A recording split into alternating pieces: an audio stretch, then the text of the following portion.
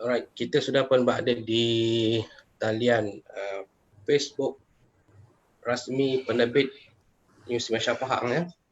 Tapi kita masih lagi belum bermula kerana kita akan menunggu beberapa view yang signifikan untuk kita mulakan sesi diskusi kita pada pagi ini ya, Puan Atikah. Ya, Encik Azli.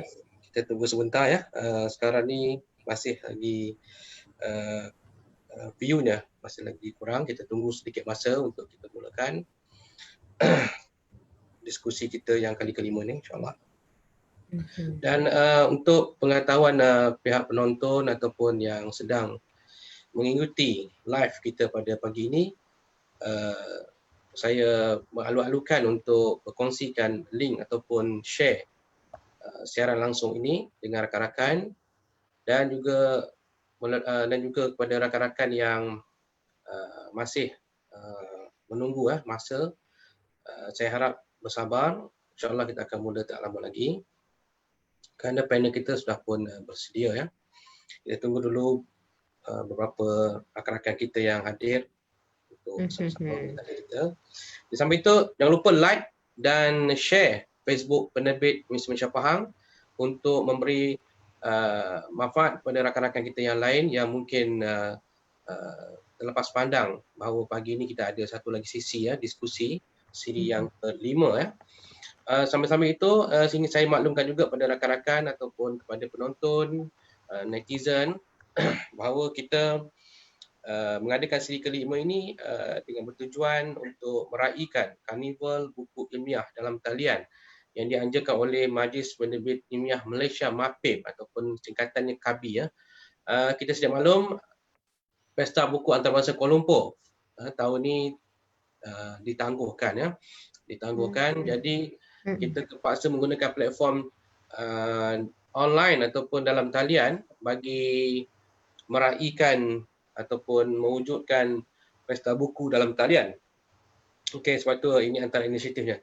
Kita juga menggunakan platform Facebook MAPIM bagi mewawarkan Karnival Buku Ilmiah secara online. Jadi tuan-tuan yang berada di luar sana, jika ingin membeli atau mendapatkan buku-buku ilmiah dengan harga yang istimewa, sila dapatkan di page MAPIM, Majlis Penerbit Malaysia rasmi untuk kita raikan pesta jualan dalam talian yang diadakan sempena penangguhan Pesta Buku Antarabangsa sebenarnya. Kita masih lagi menanti numbers of yang signifikan. Okay. Sambil-sambil itu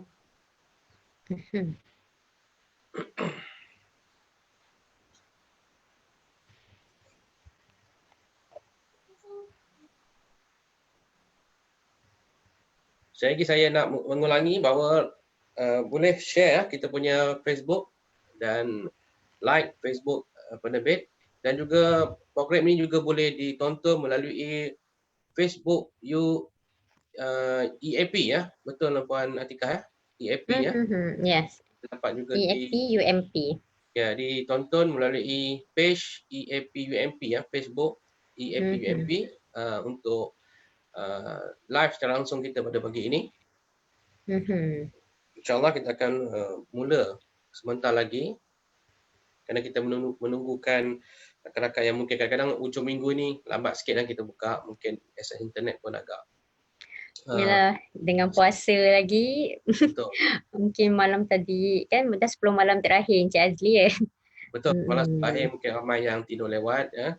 Dan pagi ini kita ambil kesempatan untuk terus mengerjakan ibadah-ibadah ya. Betul tu Encik Azli. Saya juga ingin saya lagi mengulang ya, iklan sebentar bahawa kita ada pesta buku secara atas talian, dalam talian yang dianjurkan oleh MAPIM. Sila mengunjung ke page MAPIM, Majlis Penerbit Ilmiah Malaysia, untuk mendapatkan berbagai aktiviti dan juga berbagai buku yang dijual dengan harga yang sangat istimewa. Dan berbagai program diadakan termasuklah ulasan buku, diskusi ilmu seperti yang kita lakukan atau kita laksanakan pada pagi ini. Jadi sepanjang tempoh 1 hingga 20 Mei kita adakan pesta karnival buku dalam talian MAPIM.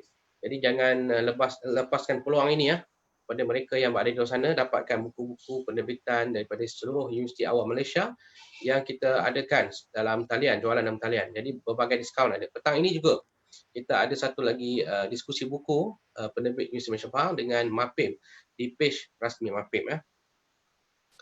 Okey, mungkin kita boleh mula ya Puan Atikah. Okey, boleh insya-Allah.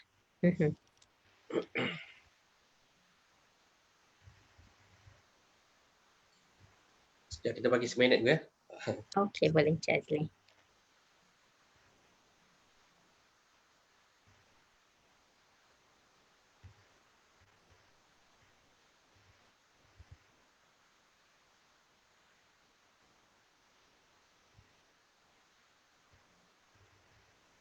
Kita nantikan numbers of significant.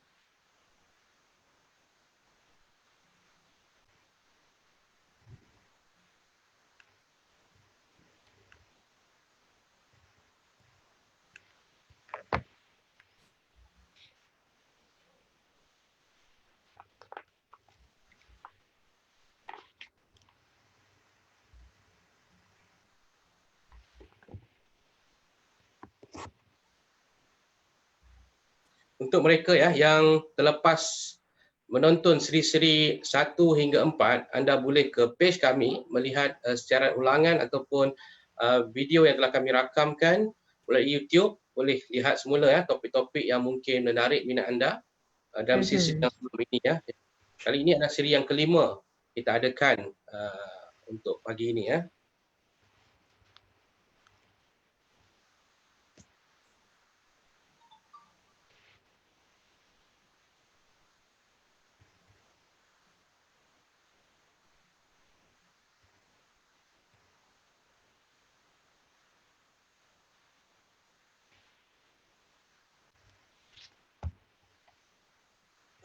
Yang terlepas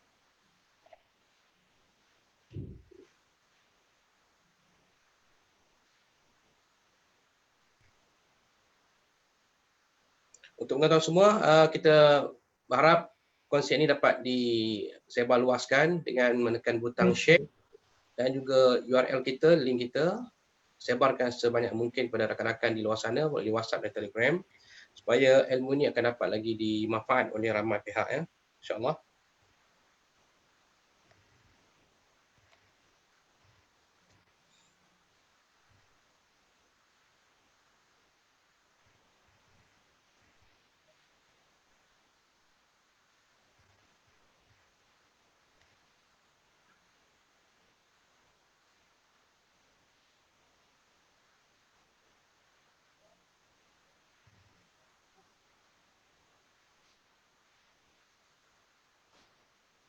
Okey, insyaAllah. Kita akan mula sikit ya. Okey, Assalamualaikum warahmatullahi taala wabarakatuh. Waalaikumsalam warahmatullahi Semoga wabarakatuh. semua pagi ini ceria selalu ya. InsyaAllah kita bertemu sekali lagi dalam diskusi suara UMP iaitu 40 minit bersama panel yang kita pilih pada pagi ini iaitu Puan Nur Atikah Muhammad Nur ya. Pegawai Psikologi Unit Perunding dan Bantuan Staf EAP. Assalamualaikum Puan. Waalaikumsalam warahmatullahi Selamat wabarakatuh. datang. Terima kasih kerana sudi menerima jemputan kami pada pagi ini. Semoga sihat ya. Macam mana bulan puasa ni? Alhamdulillah. Terima kasih juga pada Encik Azli atas jemputan. Ini adalah pengalaman baru lah untuk kami daripada EAP untuk bersama dengan Encik Azli selama 40 minit hari ini. Ya, insyaAllah. Okay, kepada penonton di luar sana, ini merupakan siri yang kelima kita adakan bermula 4 hari bulan Mei itu sempena karnival ya, jualan buku ilmiah MAPIM atas dalam talian. Ini adalah sebahagian daripada aktiviti yang kita lakukan bagi perkongsian ilmu dan juga perkongsian amalan yang terbaik yang boleh kita sama-sama manfaat daripada universiti kita sendiri, warga universiti kita sendiri dan juga masyarakat di luar sana ya. InsyaAllah kita akan terus kepada diskusi kita pada pagi ini, Puan Atikah ya. Ya. Alright, tajuk yang telah kita pilih adalah cabaran emosi. Cabaran emosi ni nama yang saya terfikirlah untuk menunjukkan ya betapa berbagai-bagai perasaan bercampur aduk dalam kita punya perasaan kita. Untuk pengetahuan kita semua juga, kita sedia maklum, setakat ini yang kita sedia maklum ada hampir lebih daripada 3 juta seluruh penduduk seluruh dunia yang dijangkiti oleh wabak COVID-19 dengan melebihi 200,000 kematian. Jadi kita lihat dia adalah satu pandemik yang telah pun mencetuskan huru-hara sebenarnya kepada dunia, seluruh dunia, bukan sahaja dari aspek ekonomi dan budaya, tetapi juga sudah tentu termasuk emosi yang akan mengganggu setiap individu yang mungkin dijangkiti ataupun individu yang berhadapan dengan risiko COVID-19 ini. So pada pagi ini kita cuba membincangkan kesan ataupun barangkali cabaran dan juga cara kita menangani emosi yang mungkin terhasil daripada situasi gerakan terhad yang telah diumumkan oleh pihak kerajaan, dan juga elemen-elemen yang lain yang menyebabkan seseorang staf khususnya staf pada saya, kita fokus pada pekerja yang mengalami gangguan ataupun cabaran emosi. Jadi mungkin pada pusingan yang pertama ni saya nak dapat sikit pandangan daripada Puan Tika berkenaan tentang apakah bentuk ataupun apa sebenarnya dikatakan dengan stres sebenarnya ataupun tekanan perasaan, apa benda yang boleh Alright. Okay. Terima kasih pada Encik Azli. Okay, Assalamualaikum kepada para penonton sekalian. Jadi nama saya Nur Atika binti Muhammad Nur, pegawai psikologi daripada Unit Perundingan dan Bantuan Staf Employee Assistance Program. Jadi peranan saya di unit sebagai kaunselor untuk staf. Okey. Jadi sepertinya saya nak ucapkan juga selamat Hari Guru kepada warga pendidik kerana walaupun kita sedang menghadapi pandemik COVID-19, kita tak lupa juga ada hari-hari special walaupun di sepanjang tempoh PKP ini. Jadi selamat Hari Guru untuk semua warga pendidik, lecturer, guru-guru, kepada guru-guru saya juga yang mungkin melihat sesi kita pada hari ini ya. Jadi berbalik kepada soalan Encik Azli tadi Encik Azli tanya apa? Tekanan perasaan. Apakah boleh kita tahu kan apa benda yang dikatakan dengan stres ni? Okey. So apa yang kita dengan stres ni? Stres ni macam ni. Macam kita sekarang tengah mengalami COVID-19 kan. Jadi kita akan mengalami satu perasaan yang perasaan common reaction tu kita panggil sebagai tekanan perasaan ataupun kita panggil stres. So stres ni kita kena ingat bahawa sebenarnya dia boleh berlaku kepada sesiapa saja, tak kira umur, jantina, bangsa, agama dan di mana saja. So stres ini sebenarnya dia adalah macam mana badan kita bagi respon bila kita ada satu tuntutan ataupun ancaman. So maksudnya kat sini dia jadi stres bila kita ada satu tuntutan tu dia tak setanding dengan kita punya kebolehan, dengan kemahiran daya tindak kita untuk berhadapan dengan permintaan tu. Contohnya kalau kita tengok daripada aspek pekerjaan, contohnya kita ada banyak sangat demand kerja, tuntutan kerja yang kita kena buat, tapi kita tak mampu untuk buat semua tu. Jadi respon tu adalah stres. Itu adalah responnya. Tapi dia juga berjadi macam satu selain tuntutan adalah ancaman. So bila ada ancaman tu kita akan stres. Contohnya macam dengan tengah wabak COVID-19 ni, kita akan rasa terancam. Kalau nak keluar kita rasa takut, kita terancam. Jadi respon tu menjadi stres lah. Tapi kita kena ingat juga stres ni dia ada benda yang positif, ada benda yang negatif. Jadi benda yang positif tu macam benda yang stres yang membantu kita, yang membagi kita motivasi.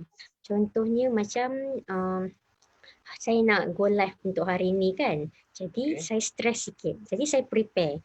Itu membuatkan kita prepare, membuatkan kita jadi lebih fokus pada kerja, membuatkan kita bersedia. Kalau kita ada presentation, kita akan prepare well sebab kita nak present. Stres tu membantu. Sama juga macam atlet, dia stres kan sebab tuntutan untuk dia kena menang perlawanan. Jadi dia pun work hard, dia berlatih lagi untuk dia capai objektif dia. Tetapi ada sampai satu tahap stres ni tak jadi benda yang membantu tapi jadi benda yang memakan diri kita.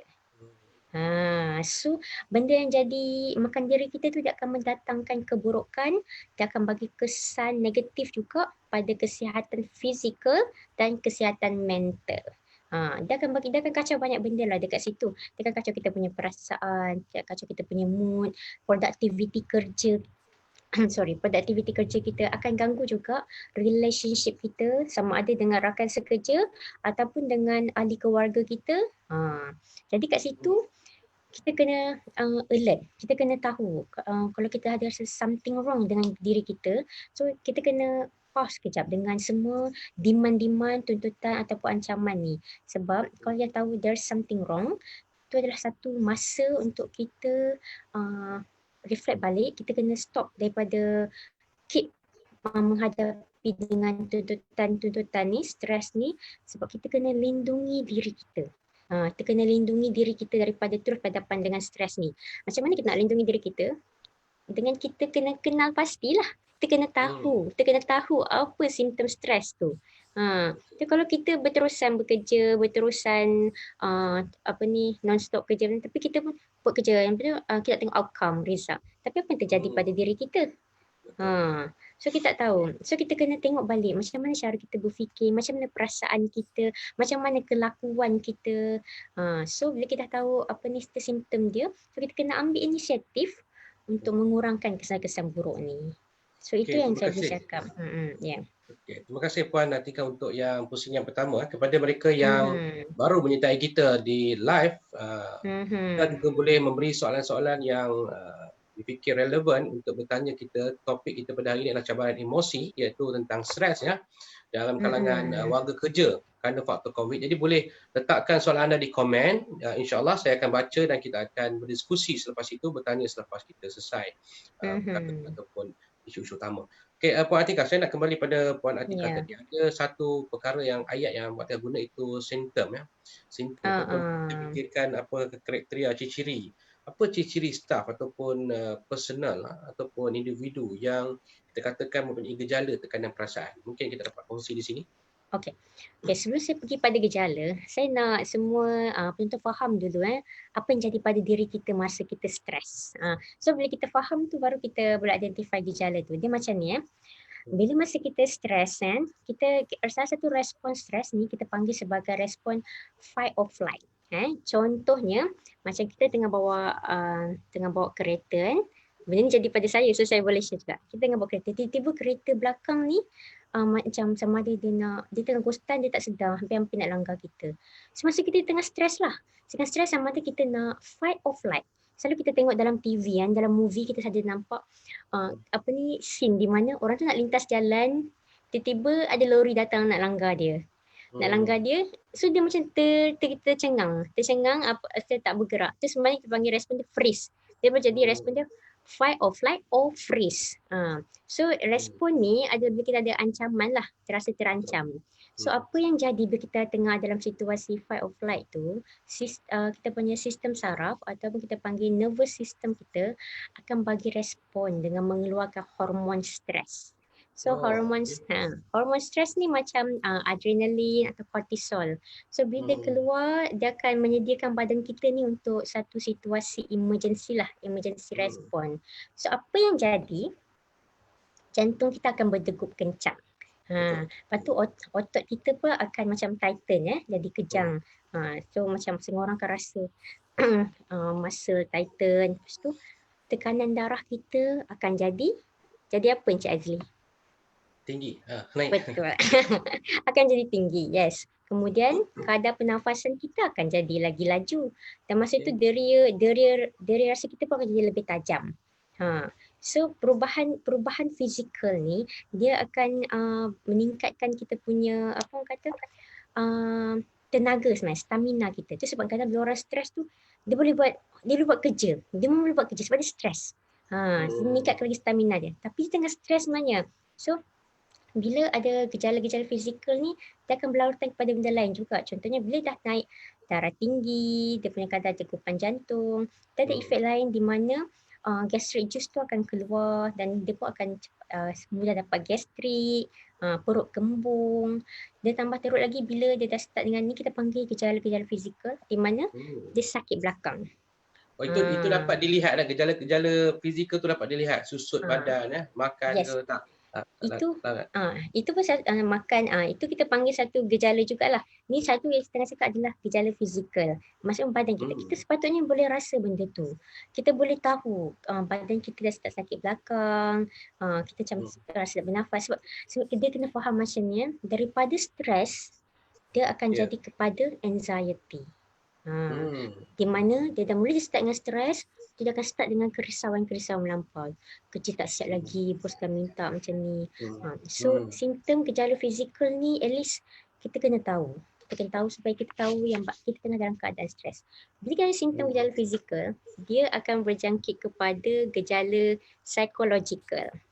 Contohnya apa yang jadi orang stres ni, dia ni sensitif sikit. Dia jadi perasaan dia cepat marah. Dia memang adakah marah tu hanya seketika ataupun akan berlarutan?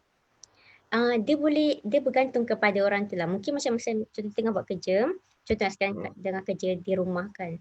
Tengok je tiba anak dia datang. Datang kacau. Dan mungkin bila dia cepat marah dia akan tengking. Kau dah kenapa? Kacau papa buat kerja. Contohnya lah kan. So ataupun lepas tu bila dia keluar pada buat kerja tengok keadaan rumah dia bersepah, dia lagi marah-marah. So dia maksudnya tengah stres lah. Dia tengah stres dan dia perasaan sensitif. So salah satu simptom juga selain cepat marah, kadang orang dah stres ni tak dapat nak fokus kadang-kadang. Sebab terlalu banyak tuntutan dia kan. Dan dia tak dapat nak fokus. Sekali dia tak dapat nak fikir secara logik. Logik. Dan satu kan saya cakap tadi, dari stres dia akan jadi kepada anxiety. Kat situ dia akan start gelisah. Dia akan risau je. Dia akan start fikir benda yang akan datang, benda yang tak jadi lagi. Dan start daripada situ, dia akan jadi masalah, dia susah nak tidur. So rentetan daripada susah nak tidur ni, bila orang tu susah nak tidur, maksudnya kat sini, dia tak akan dapat rehat yang cukup. Bila tak dapat rehat yang cukup, itu yang jadi masalah-masalah lain. Dia jadi sensitif, lepas tu dia punya selera makan tu pun akan bertukar. Sebab badan kita ni, hormon akan regulate balik semua bila masa kita tidur. Jadi bila kita tak dapat rehat yang cukup badan kita, jadi kita akan jadi gejala yang saya cakap lah, gejala psikologikal ni dan gejala fizikal tadi. Dan yang paling selalunya adalah bila orang tengah stres ni, mereka akan ada banyak sangat pemikiran negatif. Dia akan buat banyak andaian. Okey, dan apabila dia ada gejala psikologikal ni, dia akan daripada gejala tingkah laku dia. Contohnya lelaki lah, contohnya mungkin dia stres, dia akan lagi kerap merokok. Cik Azli merokok ke? Tidak merokok. Alhamdulillah, bagus. Sebab merokok tu adalah sejenis coping mechanism yang negatif. Dia tak tahu macam mana nak cope dengan macam mana, tak tahu nak cope, nak release stress dia dengan bagus. So dia lagi kerap merokok. Tapi mungkin mulai Ramadan ni kurang lah kan. So mungkin akan jadi lebih teruk di mana dia start abaikan diri dia. Dia dah tak jaga penampilan diri dia. Dan mungkin juga dia dah akan jadi lebih agresif. Sekarang dia akan menjadi lebih agresif. Jadi Puan Atika, kalau kita lihat simptom-simptom yang disebut tadi kan, ada kemungkinan atau tidak yang simptom itu berlaku dalam ketika PKP ni, ketika ramai pekerja, macam mana aspek itu? Ada ataupun ramai yang sebenarnya happy sebab tak pergi kerja kan, duduk rumah. Adakah itu pun stres? Sebenarnya duduk di rumah tanpa buat kerja pun adakah stres? Mungkin ada pandangan sikit. Okey, dia sebenarnya stres ni dia berbeza setiap orang. Sebab apa? Dia bergantung kepada background orang tu sendiri. Sama ada orang tu ada resilient yang kuat, macam orang kata bergantung kepada sosiodemografik dia lah.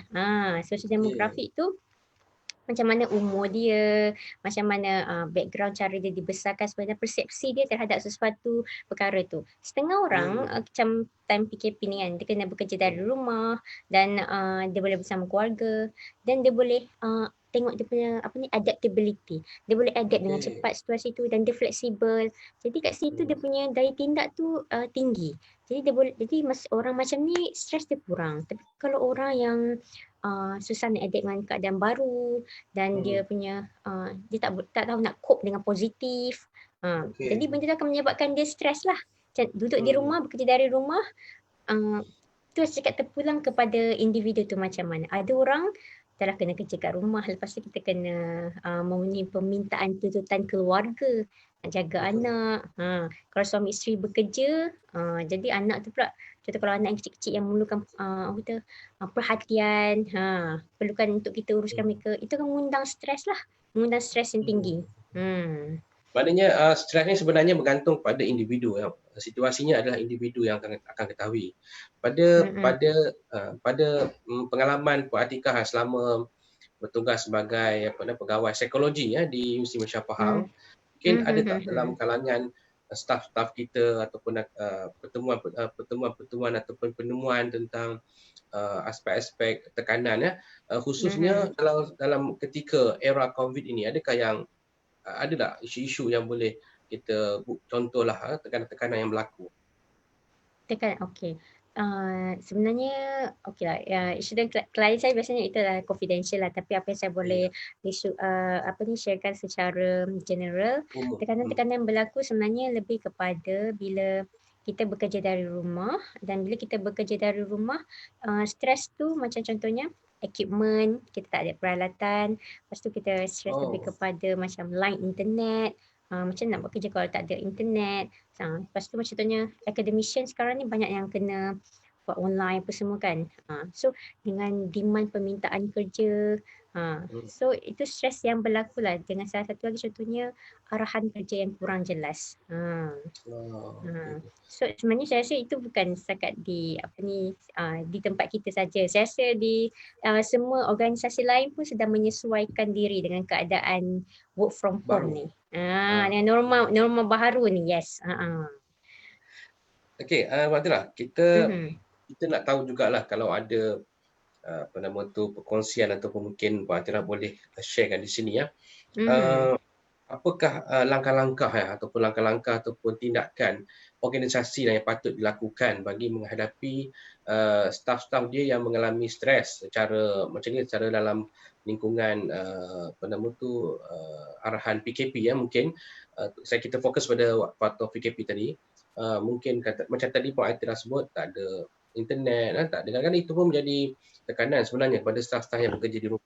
Apakah langkah-langkah yang proaktif yang mungkin patut ataupun yang harus dilakukan bagi mengurangkan masalah ini? Okey, so apa langkah-langkah yang perlu dibuat oleh organisasi adalah, pertama sekali, inilah pendapat saya, pertama sekali apa yang perlu dilakukan adalah sebenarnya organisasi kena optimumkan medium komunikasi, sebab sekarang ni kita semua duduk berjauhan dan kita tak jumpa orang, so komunikasi itu adalah sangat terhad. Jadi banyak benda kadang orang dia come up dengan andaian-andaian mereka tersendiri.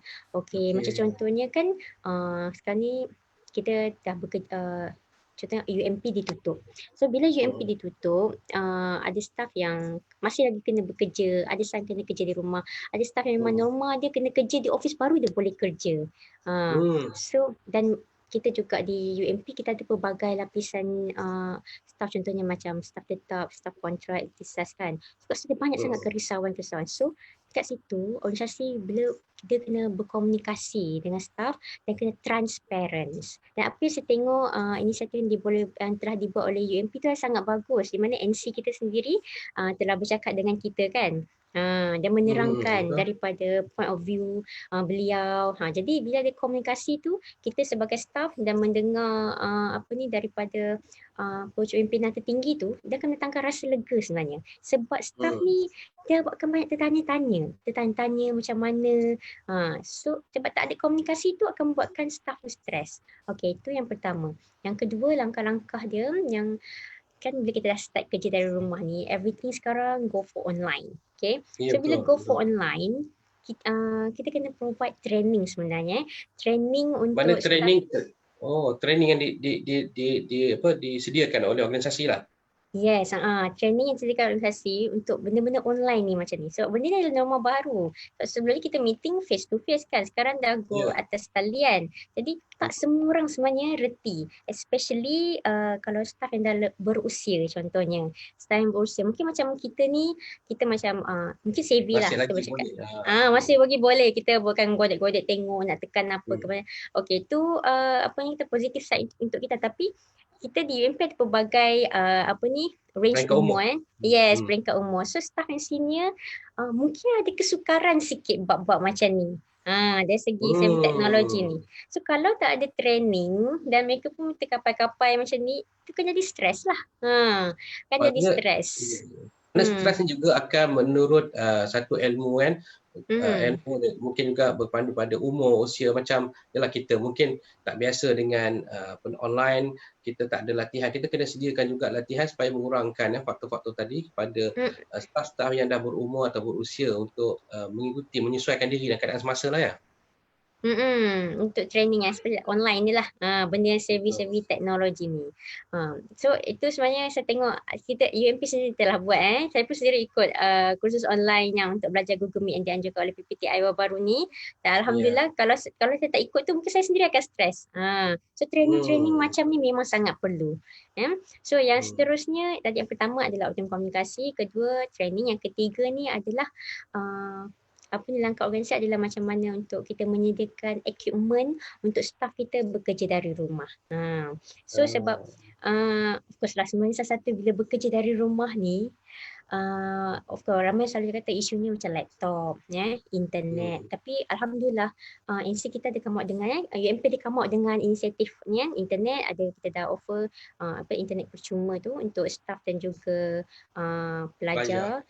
Kemudian dari segi equipment, kita kan baru ni dibenarkan untuk balik semula ke UMP untuk ambil barang-barang peribadi dan juga barang kerja supaya kita boleh set up kerja rumah. Satu benda kita kena concern juga sebenarnya bekerja dari rumah ni adalah segi ergonomi. Kadang saya terfikir boleh tak ambil kerusi ke office tu. Sebab yalah equipment bekerja. So bila kita nak ngadak, kita kena pastikan keadaan kita ergonomik. Kalau kita tak ergonomik, kita mengadak laptop lama sangat, macam tu kan mendatangkan risiko-risiko kesihatan yang lain lah. Menjadi sebagainya sebagainya. So apa yang bagus juga, langkah organisasi ni sebab kita kena tahu bila staff kita nak balik bekerja, semua, mereka ada kerisauan. Di mana selamat tak mereka nak balik bekerja nanti. Macam mana kalau ada risiko terkena jangkitan sebagainya. Dan langkah ini alhamdulillah saya pun mendapat maklum daripada bagian bagian HR, mereka sekarang tengah develop SOP. So SOP ni penting. Memang sangat penting sebab pertama kita sendiri nak kurangkan penyebaran wabak penyebaran, dan untuk kita sendiri rasa selamat bila kita bekerja. So bila kita rasa selamat bekerja, kita akan rasa dilindungi lah. So kita rasa yakin dengan organisasi kita. Sebab ada clear instruction, clear preventive measure yang kita kena ikut lah. Dia lagi best ni kalau organisasi dia boleh provide free hand sanitizer ke, free mask ke, kan. Benda-benda macam tu. Itu semua mengurangkan stres kita sebab kita akan rasa selamat Yes. Dan rasa So sekarang kita tunggu SOP yang dikeluarkan oleh UMP lah untuk kita boleh kembali bekerja dengan rasa selamat lah, dengan juga arahan daripada MKN lah. Okey, yang seterusnya sebenarnya kita kena ada social support. Social support ni macam ni macam contohnya bila pertama bila dah kita lama duduk kat rumah kan, the first time buat meeting tengok muka kawan-kawan, contohnya tengok muka Encik Azli hari ni, lama tak tengok kan. Dia rasa rasa dah lama tak jumpa tu sebab kita lama isolate diri kita daripada rakan-rakan kerja yang lain. Dah lama tak jumpa mereka. So, social support ni penting. Kita kena komunikasi dengan rakan-rakan sebaya kita, rakan-rakan sekerja kita. Sebab benda ni satu jenis coping mechanism lah untuk release stress kita. Kita kena bercerita, kita kena bercakap, follow up masing-masing macam mana. Dan contohnya saya tangan, kalau contohnya kita tak tahu, kita mungkin tak rapat dengan sesiapa, kita tak tahu nak cakap dengan siapa, boleh hubungi kita di EAP. Okey, Puan Tika, ada satu soalan yang tanyalah. Macam tadi kita tahu macam di UMP kita ada EAP yang akan menangani, akan membantu staff-staff kita. Ada satu soalan daripada Facebook daripada Encik Farouk Ozil. Soalan dia tak mudah. Apakah tips untuk kita terus segar dan bertenaga? Maksudnya apakah cara ataupun kaedah untuk kita terus bersemangat walaupun bekerja daripada rumah? Okey. So macam ni bekerja dari rumah ni, dia sekarang ni boleh jadi apa orang kata, satu perkara yang sempadan privacy dan profesional tu dah jadi agak kabur dah. Oh, dia tak Faham tahu tak? ya. Macam contohnya kita dah balik kerja, kita boleh fokus dengan keluarga kan. Kita tinggalkan semua tu. So bila kita kat rumah ni, demand tu kadang okay, nak meeting, kita setiap hari meeting, tu ada benda nak kena, macam MC kata, tak kisahlah macam mana kita kerja pun, yang penting benda tu siap. So sempadan Betul. sempadan profesional, privacy dan profesional kehidupan privacy dan profesional kita agak kabur. Jadi kadang benda tu boleh membuatkan kita stres dan burnout. So tadi yang soalan tanya macam mana kita nak maintain kekal segar Tenaga. Ya. sepanjang bekerja dari rumah. Okey. So kat sini kita ni pada pendapat saya lah. Bila kita kerja memang kita akan stres, stres dan kita kena tengok. Saya cakap tadi kita tengok kita punya simptom-simptom kan. Kita punya dah sampai tahap kita memang sangat stres ke. So kalau kita punya demand kerja tu sangat banyak dan tinggi, kita always kena reply phone, kena meeting semua tu. Dah sampai masa untuk kita mungkin perlu bercakap dengan kita punya supervisor ke manager ke tentang demand kerja yang kita hadapi tu. Kita kena communicate. Macam saya cakap, kita communicate. So macam mana nak communicate, kita kena bercakap lah. Tak boleh andaikan. Kita tak boleh andaikan bos kita faham apa yang kita lalui. So mungkin bos kita rasa, dia ni okey je, dia boleh semua. So kena cakap. So bila kita cakap tu, dia faham, so benda tu mungkin boleh delegate. Boleh bincang nak buat macam mana. So sampai tu juga, untuk kita kekal proaktif di rumah, kita sebenarnya kalau boleh, kita kena set jadual kita sendiri. Kena ada rutin. Okay, contohnya macam ni. Sebenarnya kita PKP kan. So PKP, saya ambil contoh student sebab baru kita ada bantu untuk UMP Psychological Support Team yang bantu student. Bila mereka dah alhamdulillah student sekarang dah okey lah. Bila mereka dah setiap hari bangun, tidur, tak tahu nak buat apa. Bila tak ada rutin tu, mereka akan jadi lost. Mereka akan tak ada objektif dan tak ada satisfaction lah, tak ada apa-apa yang mereka capai. Jadi sama juga, itu sebabnya sama kita yang tengah bekerja juga, kita kena set lah rutin kerja kita macam mana. Sebab kita kena hati-hati, sebab kita sekarang kerja dari rumah. Kita bukan ada kerja je, kita ada keluarga. Kita ada keluarga yang kita kena penuhi permintaan mereka. Jadi set the boundary tu. Itu kita sendiri kena set lah. Time mana kita kerja dan yang satu kita kena bincang dengan kita punya pasangan kita lah. Contoh kita sekarang ni, saya tengah go for life, saya tak boleh jaga anak. So kita balik kepada komunikasi. So itu lagi untuk kita kekal proaktif tu, saya harap ini salah satu tipsnya lah saya boleh share. Terima kasih Puan Atika. Kepada mereka yang masih menonton, boleh share kita punya live ini dan jangan lupa juga ya untuk komen dan juga bertanya soalan. Jika ada soalan, letakkan soalan anda di komen kerana kita ada masa lagi bersama dengan Puan Atika bersoal jawab tentang cabaran emosi ya. Okey Puan Atika, saya nak pergi satu aspek lain lah dalam segi cabaran emosi ataupun tekanan yang kita hadapi ya. Dalam konteks kita hari ini, konteks di UMP, pada pandangan Puan Atika, adakah kita dah menangani perkara ini dengan baik, proaktif dan sebagainya? Pengalaman Puan Atika. Saya rasa setakat ni UMP memang bagi saya tangani dengan baik. Yes, tangani dengan baik saya rasa. Macam apa ni, tapi sebenarnya bergantung daripada arahan yang diberikan pun jelas. Contohnya macam mana baru-baru ni kita buat PKP, kemudian pendaftar dah keluarkan surat arahan macam mana. Itu sebab kita actually back kepada komunikasi. So arahan yang jelas dan kita faham dan kita boleh patuhi. Dan kat sini sebenarnya bila kita pucuk pimpinan tinggi dah keluar arahan, sekarang berbalik kepada macam mana HOD pula nak memainkan peranan dalam unit dan jabatan masing-masing. Contohnya kita kena ingat yang ada staf yang memang hanya boleh bekerja bila dia pejabat saja. Tapi ada staf yang mungkin kat rumah dia boleh kerja juga. So itu akan mendatangkan stres juga kadang. Nak buat apa ni, tak tahu nak buat apa, tapi gaji jalan contohnya. Mungkin ada orang stres. So kat sinilah kena komunikasi, kena cakap, kena delegate kerja, kena kena sentiasa keep connecting with each other lah. Hmm. So setakat ni dari segi UMP handle, dari segi pucuk pimpinan tertinggi tu memang saya pendapat saya lah, pendapat personal itu Hmm. sangat bagus. Dan sekarang terpulang kepada kita, kepada HOD untuk deliver information tu dan menjaga anak-anak buah kita di jabatan dan unit masing-masing. Saya nampak 2-3 kali Puan Atika mengulang perkataan komunikasi Saya nampak komunikasi Ya. ada satu skill yang sangat penting ketika pergerakan terhad yang kita hadapi hari ini. Kerana dengan Ya. pergerakan terhad, kita tak boleh nak berkomunikasi seperti biasa. Kita kena menggunakan platform lain. Yang mana kadang-kadang mungkin berlaku salah faham. Mungkin kadang-kadang kita type WhatsApp pun, cara kita tulis dengan cara kita baca berbeza kan. Pemahaman itu keperluan-keperluan yang mungkin barangkali perlu diberi perhatian kot. Apa pandangan Puan Atika? Ya, itu memang betul sekali Encik Azli.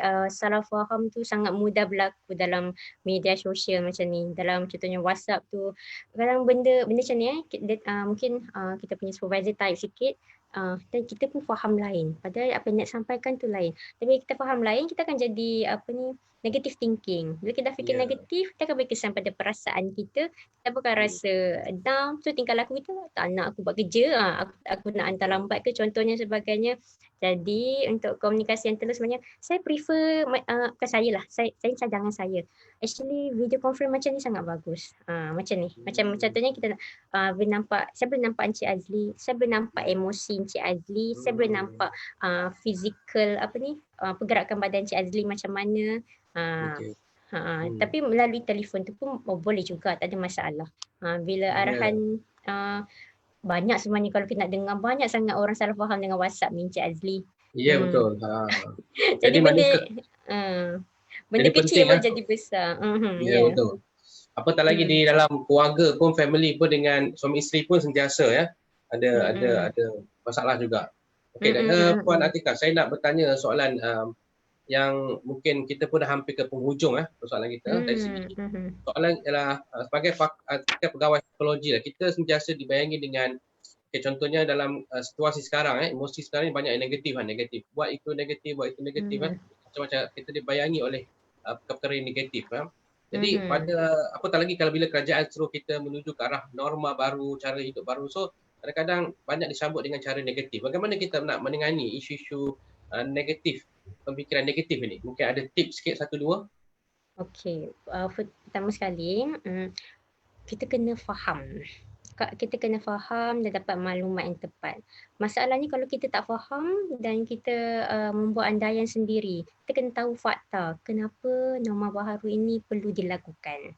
Dan kalau kita tak faham, kita akan jadi kenapa nak kongkong diri sampai macam tu kan. Itu kefahaman. Bila kita ada kefahaman, kita ada knowledge, baru kita ada kesedaran.